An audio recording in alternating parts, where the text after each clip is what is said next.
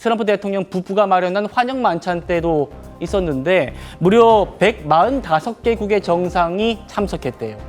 그때 트럼프와 사진 한번 찍으려고 몇 시간을 기다리는 정상도 있었다는데 이 시간에 이재명 대통령이 별도 만찬을 했다는 겁니다. 조기현 부위원장님, 트럼프가 각국 정상들 만나가지고 스몰 토킹도 하고 그랬다는 거예요. 그런데 이재명 대통령이 그 만찬에 안 갔대요. 왜 안 갔을까요?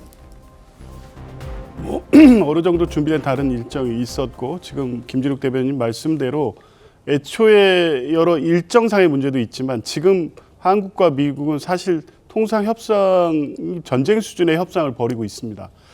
그리고 얼마 전에 불과 한 달도 안 된 시점에 한미 정상회담이 일단 보기에 성공적으로 잘 끝났습니다.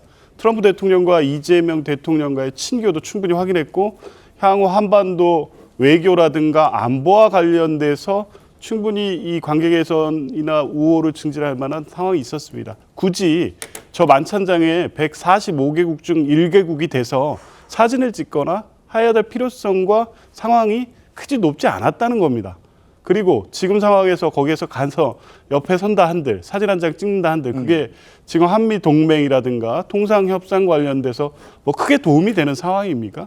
저는 그런 거에 대한 판단이 있었고 그 만찬도 중요하지만 다른 이재명 대 현지 관련된 분들에게 한국의 입장을 설명하고 이런 게 더 중요하다는 정무적, 외교적 판단이 있었다고 보고요.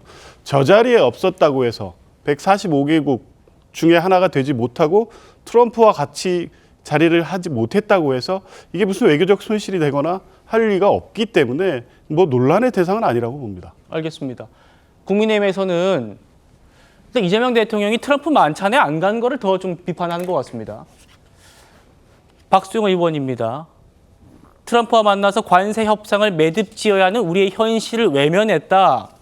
140여 명의 전 세계 주요 정상이 모였다면 참석해서 외교 지평을 넓혔어야 한다. 이런 얘기를 또 하고 있습니다. 정호기 의원님. 물론 또 민주당 쪽에서는 당장에 우리 10월 말에 에이펙 정상회담에 있지 않습니까?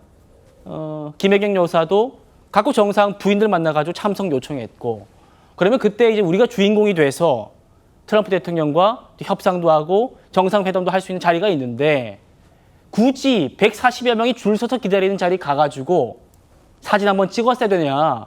그런데 이제 국민의힘에서는 그걸 또 왕따라고 표현까지 해야 되느냐. 이런 말씀인 것 같습니다. 외교는 선택과 집중을 잘해야 되는데요. 실제로 지금 전쟁 같은 관세 협상이라고 이미 말씀하시지 않았습니까? 그러한 협상 중인 상황에서 접촉의 면을 계속해서 빈번히 확대해야 하는 것은 외교의 기본입니다.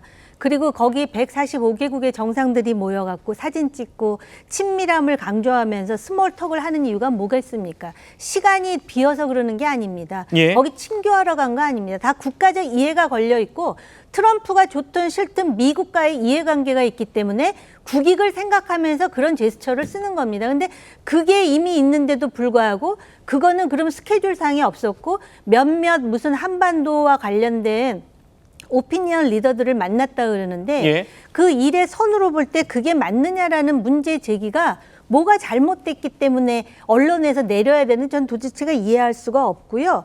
그다음에 아까 그 영부인 관련해 가지고요. 멜라니아는요. 트럼프가 얼마나 독특한 리더입니까? 근데 그 사람에게 영향을 줄 수 있는 몇 안 되는 사람 중에 하나가 그 부인입니다. 그렇죠. 그런데다가 1시간씩이나 기회가 있었으면은 설사 그 일정을 몰랐다 하더라도 거기서 순발력을 발휘해야 된다라는 것이고 의전이 중요하다고 생각해서 형식 논리대로 하면은 마크롱이 길거리에서 트럼프하고 전화한 거는 의전하고는 아무 관계도 없는데 왜 마크롱이 그렇게 했겠습니까? 예.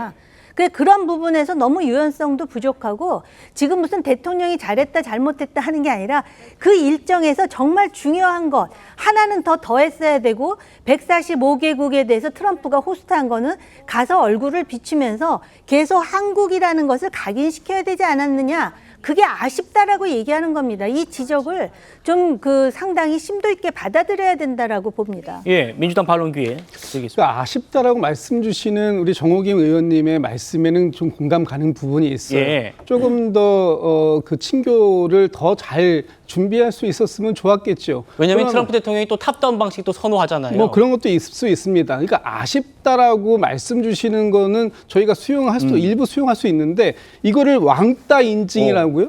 이런 식으로 그 정작적으로 비판하시는 거는 좀 받아들이기가 어렵다는 겁니다. 예, 뭐 혼밥한 것도 아니잖아요, 그거요? 그러니까 모든 일정에는 저희들이 나름의 준비하는 기획 의도와 우선순위라는 게 다 존재합니다. 그런 상황들을 놓고 봤을 때 왜 이것이 조금 더 효과적일 수 있지 않았느냐라고 비판 주실 수 있는 거야. 예. 뭐 그런 건 건전한 비판이라고 해서 수용 가능하지요. 그러나 그게 아니라 왜 여기를 갔어야 하는데 거기를 애써 외면했느냐라고 말씀하신다면 그러면 우리 정부에서의 추진하는 어떤 다른 우선순위들은 다 버려야 되는 겁니까? 그렇지 않다라는 걸 말씀드리는 거고 지금 트럼프 대통령이 굉장히 중요한 측면이 있습니다만 그 못지않게 미국뿐만 아니라 지금 이 유엔이라는 다자무대에서 우리는 우리의 또 나름의 시간 스케줄을 가지고 하나라도 더 많은 사람들을 만나고 그 많은 사람들을 만나는 가운데에서 우리가 에이펙이라든지 아니면 한반도의 평화 문제라든지 여러 가지 부분들을 설득하고 설파할 수 있는 시간은 필요하다. 그런 시간들을 짬없이 쉼없이 쓰고 왔다면 그 부분에 대해서는 또 인정을 하실 건 좀 해주시면 좋겠다 이런 말씀을 드립니다. 그다음에 꼭 말씀하셔야 될 거 있어요? 네, 제가 짧게요. 짧게 정략적 비판을 조금 더 하겠습니다.